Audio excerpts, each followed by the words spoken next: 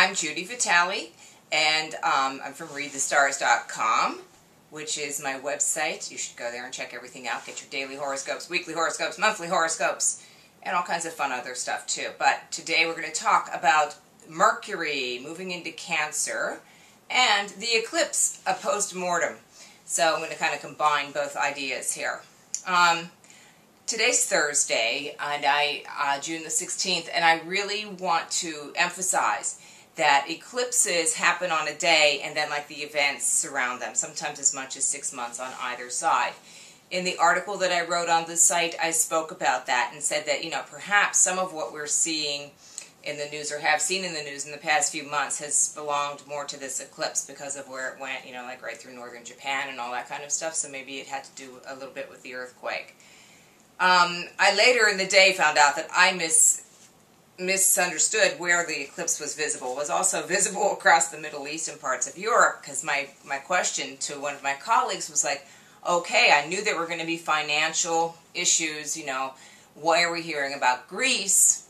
Well, we're hearing about Greece because the eclipse was visible there. So, and that's only the beginning, folks. With the Jupiter-Neptune little party that they're having there, and that's going, that traditionally in the past has shown us financial troubles, things such as inflation.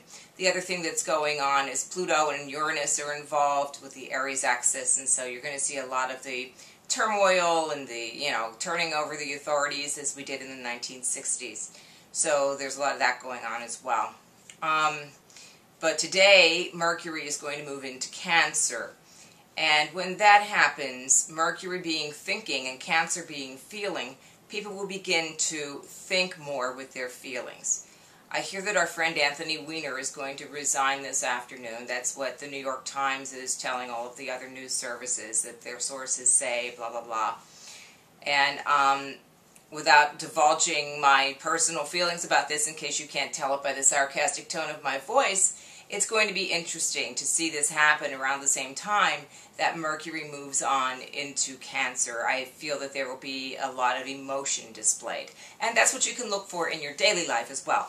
People are going to be acting out more with their emotions. And if you have Mercury in Cancer, this is going to be an easy time for you to learn, to communicate, to drive around, that sort of thing. But, at the same time, you have to understand that people don't normally think with such an emotional bias to what they're thinking, so this might not last forever.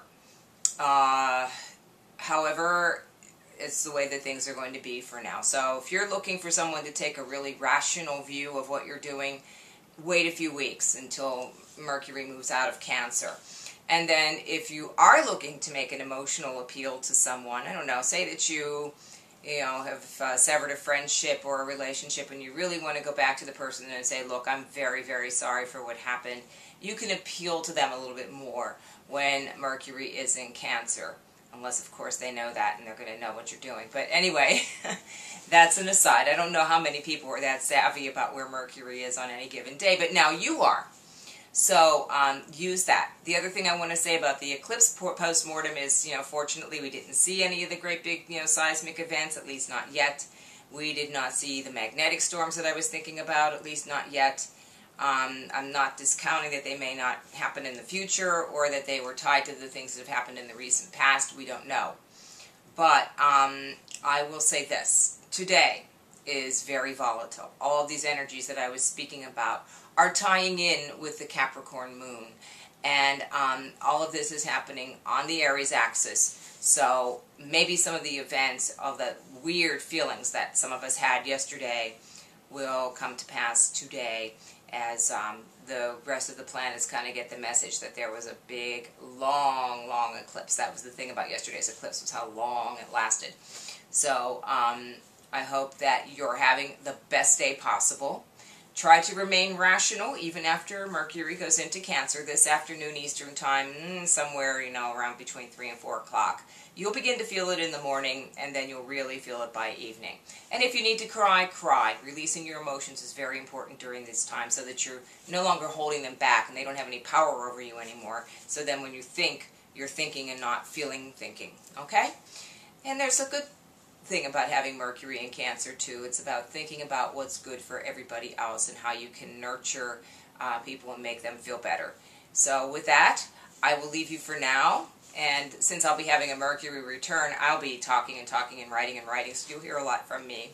Again, I'm Judi Vitale from readthestars.com, and if you would like to reach me, it's Judi, Judi, at readthestars.com.